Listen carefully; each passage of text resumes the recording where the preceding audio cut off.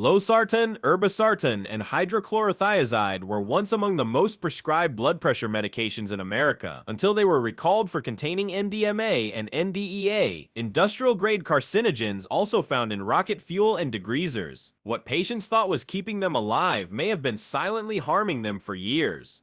Behind these recalls is a chilling pattern: pharmaceutical companies outsourcing production to low-cost factories overseas, where safety protocols are routinely bypassed. In the name of efficiency, corners were cut, solvents were reused, and impurity testing was ignored, turning life-saving medications into potential cancer risks for millions of Americans. This video lays bare how systemic negligence in manufacturing and soft regulation by agencies like the FDA have put public health at risk. From soft recalls that barely make headlines to contaminated pills that stay on shelves far too long, the story reveals a broken supply chain where the illusion of safety is maintained by cost-cutting and secrecy. But it also points to solutions: safer medications like Avapro and Ramipril, lifestyle changes, and the growing role of informed, proactive patients. Because when the system fails, awareness isn't optional, it's survival. 5 blood pressure medications, used by millions of Americans daily, have been swept off store shelves in one of the most alarming pharmaceutical recalls in recent memory. Not because they stopped working, not because of minor side effects, but because they were contaminated with known carcinogens, chemicals used in rocket fuel, industrial solvents, and degreasers. These aren't theoretical risks or obscure technical glitches. These are life-threatening contaminants like NDMA, NDEA, and nitrosamines that have been directly linked to cancer, liver failure, and stomach diseases, and they made it into the very pills people take to stay alive. This wasn't a single batch gone bad. This was widespread contamination across multiple medications: losartan, irbesartan, hydrochlorothiazide, names that sound familiar because they are. These are drugs prescribed every day, particularly to the elderly and those with chronic conditions. For years, these medications were trusted. Now they're at the center of a pharmaceutical disaster that exposes deep cracks in the system we rely on to keep us safe. If you're tired of being lied to, if you're ready to expose the truth they don't want you to know, then don't just watch. Join this fight. Hit subscribe right now so you never miss the facts the corporations hope you'll ignore. Every new video pulls back the curtain a little more, and together we're building a movement they can't silence. Subscribe, stay informed, and let's take back control, one truth at a time. The cause: a toxic combination of outsourcing, cost-cutting, and failed oversight. Pharmaceutical companies, chasing profits, handed over manufacturing to overseas factories, particularly in China and India, where safety records are spotty at best. These factories reuse solvents, modified chemical processes without sufficient oversight, and failed to conduct proper impurity testing. As a result, dangerous chemical byproducts formed and went completely undetected until it was far too late. These weren't isolated missteps, they were symptoms of a systemic failure. The worst part: the regulatory agencies we trust to protect us, the FDA included, responded with weak warnings and delayed actions. In many cases, contaminated medications remained in circulation long after the dangers were known. Soft recalls were issued quietly, often without notifying patients directly. No urgent headlines, no widespread alerts, just quiet press releases, while toxic medications continued to be dispensed to unsuspecting patients. That's not regulation, that's abandonment. The illusion that FDA approval equals safety has been shattered. These drugs were approved. They were manufactured legally. They were sold by the biggest pharmacies in the country. And they were contaminated with cancer-causing chemicals. This is the reality of what happens when safety takes a backseat to profit margins. It gets worse, because many of these medications were generics, cheaper alternatives prescribed for affordability. They were assumed to be equivalent to name brands in safety and effectiveness. But the contamination scandal has exposed a brutal truth: generic doesn't always mean safe. When production is outsourced to facilities with poor safety standards and limited oversight, patients are left in the dark, and companies are rarely held accountable. The result: millions of Americans unknowingly exposed to toxic substances. And because the effects of these contaminants don't show up right away, the long-term risks, cancer, liver damage, stomach disease, may not become apparent for years. These chemicals are mutagens. They interfere with DNA. They alter cells. The damage they cause can be silent, progressive, and irreversible. Patients trusted their doctors, doctors trusted the labels, and the labels came from a supply chain riddled with shortcuts, negligence, and silence. That's how trust breaks down. That's how a nation ends up questioning whether their medication is healing them or slowly poisoning them. And for many, the betrayal cuts deep, especially for the elderly, the immunocompromised, the chronically ill. These are the people who follow instructions, take their meds on time, and do everything right, only to find out they may have been ingesting industrial-grade toxins for years, and they're asking the same question you are. How did this happen? It happened because the pharmaceutical industry prioritized low-cost manufacturing over human safety. It happened because regulators set acceptable limits for known carcinogens and then quietly raised those limits when shortages loomed. It happened because warnings were issued without urgency and because the system, from top to bottom, is designed to protect supply chains more than patients. And the emotional toll, it's devastating. People are now second-guessing every prescription. They're afraid to refill. They're anxious about symptoms. They feel betrayed, and that fear is justified because this wasn't a one-time event. It's part of a pattern of cutting corners, avoiding accountability, and hoping no one notices until it's too late. But people are noticing. Doctors are speaking out. Patients are demanding alternatives. And slowly, there's a shift. Safer medications, like Avapro and Ramipril, produced under stricter regulatory standards, are being recommended, not because they're newer or flashier, but because they're not coming from the factories that let this happen. And beyond prescriptions, people are turning to natural health practices, not as a gimmick, not as a fad, but as a way to reduce reliance on medications that may carry hidden risks. Magnesium-rich diets, omega-3 supplements, physical activity, weight management, these aren't fringe ideas. These are science-backed ways to support heart health without depending entirely on pills. But let's be clear, none of this means stop taking your medication without medical guidance. Talk to your doctor, review your prescriptions, ask where your medication is made, ask if there's a safer alternative. This scandal isn't a call to abandon modern medicine, it's a call to demand that it live up to its promise, because this isn't just about 5 blood pressure medications, it's about a broken system, a system where cost-cutting leads to chemical contamination, where factories with poor safety histories are still approved suppliers, where regulatory agencies downplay threats to avoid panic, and where the patient you are left holding the risk. This is not acceptable, and it's not inevitable. If we hold companies and regulators accountable, demand higher standards, and stay informed, you have more power than you think. Start by reading the recall notices. Look up the names: losartan, irbesartan, hydrochlorothiazide. Know what you're taking, know where it's made, know that you have the right to ask questions and get real answers, because complacency is exactly what the system counts on. It counts on silence, on confusion, on people being too tired, too busy, or too scared to push back. But once people start asking the right questions, the system starts to change, slowly, uneasily, but it can change. We've seen what happens when it doesn't, and if this story made you think twice, if it made you look at your pill bottle a little differently, then share this, talk about it, hit that like button, subscribe for more reports that put your safety first, not spin, because when your health is on the line, silence isn't an option. Stay vigilant, stay informed, and always consult a medical professional before making changes to your treatment. They're your best ally in navigating a system that too often puts profits before people. But now, you know better, and knowing better is the first step toward demanding better. So now that the shock has set in, let's get honest about what this really means. These weren't obscure pills, they weren't underground imports, or experimental drugs. They were staples, everyday medications that have sat in kitchen cabinets, nightstands, and pill organizers for years. Doctors prescribed them with confidence. Pharmacists dispensed them without hesitation. Patients took them every single morning, trusting blindly that what came out of that bottle was clean, effective, and safe.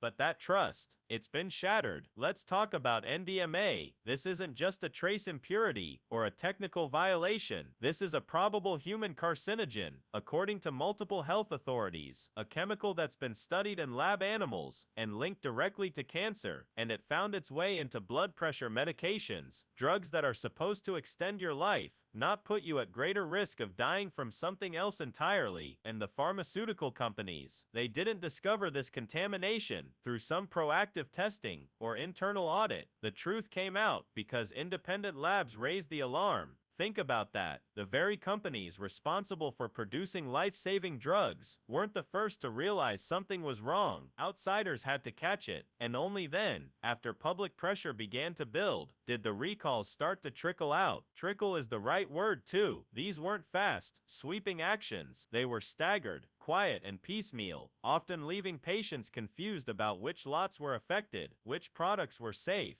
and whether it was even okay to keep taking their medication in the meantime. And what did the FDA do? It issued voluntary recalls, soft language, vague updates, minimal media coverage. In many cases, it approved temporary increases in the allowable levels of these contaminants, just to avoid drug shortages. Let that sink in. Instead of pulling contaminated products off the shelves and demanding better manufacturing practices, they moved the goalposts. They let more of the cancer-linked chemicals stay in the drugs because it was more convenient. This is how deeply broken the system is. It's not just about rogue factories or greedy CEOs. It's about a regulatory structure that has been designed to manage risk, not eliminate it. That may sound subtle, but it has devastating consequences. It means dangerous chemicals can stay in circulation as long as they're within acceptable levels. But who decides what's acceptable? And why are we okay with any amount of rocket fuel byproducts in medicine? People are being told to keep taking contaminated medications because the risk of stopping suddenly is also dangerous. That's true, but it's also a trap because it means the industry can put patients in an impossible position. Take the drug and risk slow chemical exposure, or stop taking it and risk a cardiovascular event. That's not a choice, that's coercion, and it's built on silence. Ask your friends if they've heard of the recalls. Ask your parents. Ask your doctor. Most people don't know. They've heard of FDA approvals. They've heard of brand names, but they haven't heard that a major chunk of the generics market is outsourced to factories that repeatedly fail inspections. They haven't heard about the shortcuts, the cost-saving changes in manufacturing processes, or the massive safety gaps that exist between a lab formula and the final pill you swallow. They haven't heard because no one is telling them. The media doesn't blast this on headlines. Pharmaceutical companies aren't required to issue public notices in prime time, and regulators, they act like their job is to balance the needs of industry with the safety of patients, as if those two things are always at odds, but they're not. Safety should come first, period. And now that the truth is out, we have to stop pretending that this is an isolated incident. This contamination crisis didn't happen overnight. It's the result of decades of erosion, of moving production overseas, of cutting oversight budgets, of letting industry self-regulate, and of treating human safety as a liability instead of a priority. And still, despite everything, we're told not to worry. We're told that the contamination was minimal, that the risk is low, and that the recalls were voluntary. Ask the people who've been taking these drugs for years if they feel reassured by that. Ask them if they think they deserve better, because they did. And now, the shift is happening, not just in awareness, but in action. Physicians are recommending medications made under tighter safety regulations. Patients are pushing back, asking for alternatives. People are paying closer attention to where their drugs are made, not just what they're called. Drugs like Avapro and Ramipril are gaining new respect, not because they're trendy, but because they're cleaner, better monitored, and less likely to be produced in facilities that cut corners. And more patients are asking about non-pharmaceutical strategies for managing blood pressure because the trust in the pill bottle isn't what it used to be. Things like diet, exercise, magnesium, omega-3 fatty acids, these aren't fringe ideas anymore. They're precautions. They're efforts to reduce dependence on drugs that may carry invisible risks. No, they're not a replacement for medical treatment in all cases, but they're a starting point for anyone who doesn't want to play chemical roulette every time they open the medicine cabinet. This is a wake-up call. It's a warning to stop trusting by default,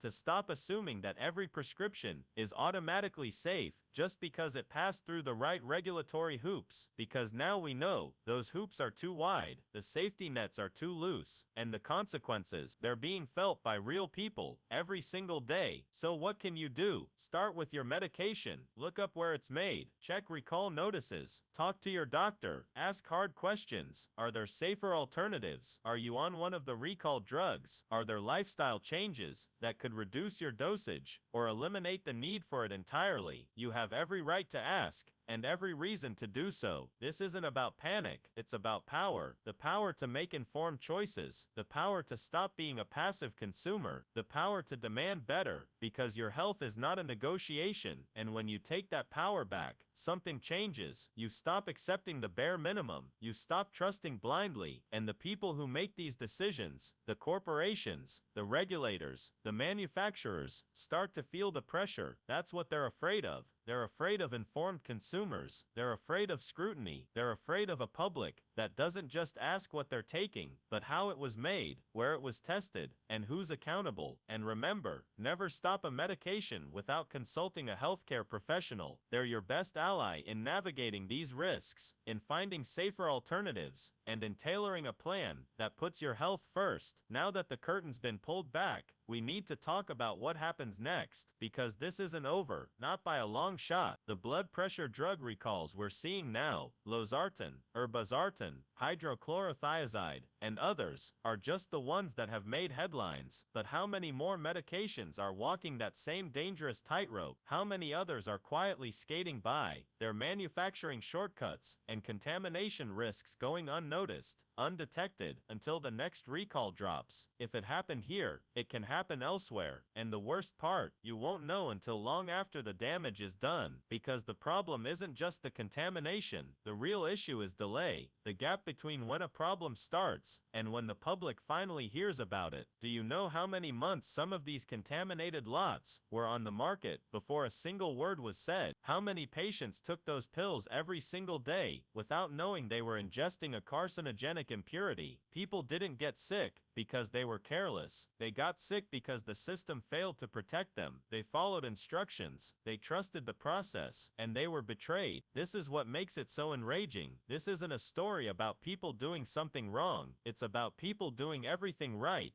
and still being put at risk, because the moment cost becomes more important than care. These are the consequences. We're talking about factories with known safety violations, continuing to pump out active ingredients for life-saving medications. We're talking about pharmaceutical giants choosing those factories because it saves them a few dollars per kilogram. We're talking about regulators who allow it, who approve those ingredients, and turn a blind eye when contamination is detected, until public outcry forces their hand. And let's not ignore this either. The acceptable limits for these contaminants, they're not based on what's safe in absolute terms. They're based on what's practical for industry, what's manageable, what won't disrupt the supply chain. Think about that for a second. The thresholds are set not to guarantee your safety, but to ensure the medicine keeps flowing. And when testing shows that those levels are too high, they don't always pull the drug. Sometimes they just raise the limit, quietly, temporarily, conveniently. That's not safety, that's compromise. We've reached a point where the people producing your medication are operating under the assumption that you won't ask, that you'll trust the pharmacy, trust the brand name, trust the pill. And to be fair, most people do, because for decades, we've been taught to believe that if a drug is in a bottle with a label and a prescription, then it must be fine. But now we know better. Now we know that those pills can contain chemicals used in rocket fuel, that they can be produced in factories thousands of miles away, where standards are low and enforcement is weaker, that the FDA, despite its reputation, can be slow, reactive,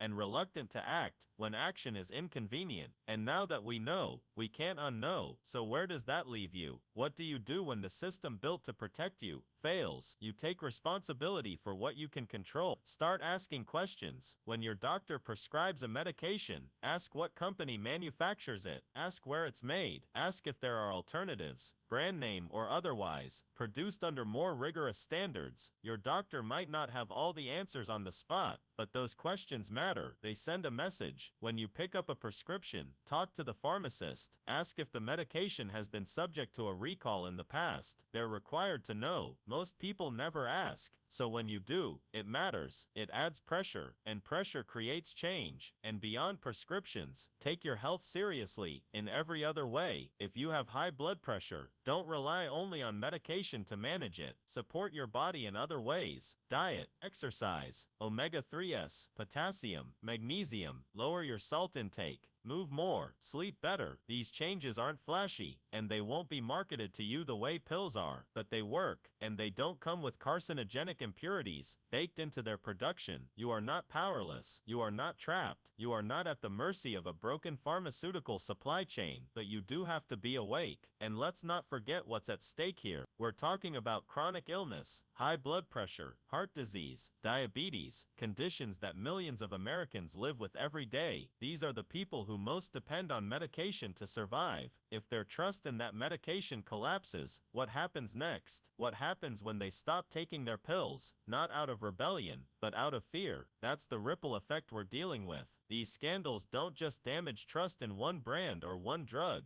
They damage trust in medicine itself. They leave people second-guessing every label, every refill, every appointment, and that mistrust can have deadly consequences too, because some people will stop taking medications entirely when they don't know which ones to trust. And when lives depend on those medications, the stakes couldn't be higher. So no, this isn't just about chemistry. It's about ethics, about transparency, about accountability, and it's about the value we place on human life. If drug companies want to regain the public's trust, they need to do more than issue quiet recalls. They need to overhaul their supply chains, raise their standards, publish transparent manufacturing data, commit to long-term safety testing, and regulators need to step up. They need to act faster, set stricter limits, enforce real consequences, because right now, there's no meaningful price for putting contaminated pills on the market, but there is a price for patience. There's the price of uncertainty, of anxiety, of medical complications years down the line, of wondering whether that tiny white pill is helping you or slowly hurting you, and that price is too high. If you've been affected by any of the recalled medications, talk to your doctor, have the conversation, get the facts, ask if there's a safer option, ask if lifestyle changes can reduce your reliance on pharmaceuticals altogether. There are always options, but you'll only find them if you start looking. If this has opened your eyes, if this information is making you look at your medicine cabinet in a whole new light, then share it, because the silence around this issue is by design. Drug companies don't want you talking about contamination. Regulators don't want a spotlight on slow recalls. But the more we talk, the less they can hide. And don't forget, this platform exists to put real stories, real risks, and real solutions in your hands. So hit that like button, subscribe for updates, because as long as this system stays flawed,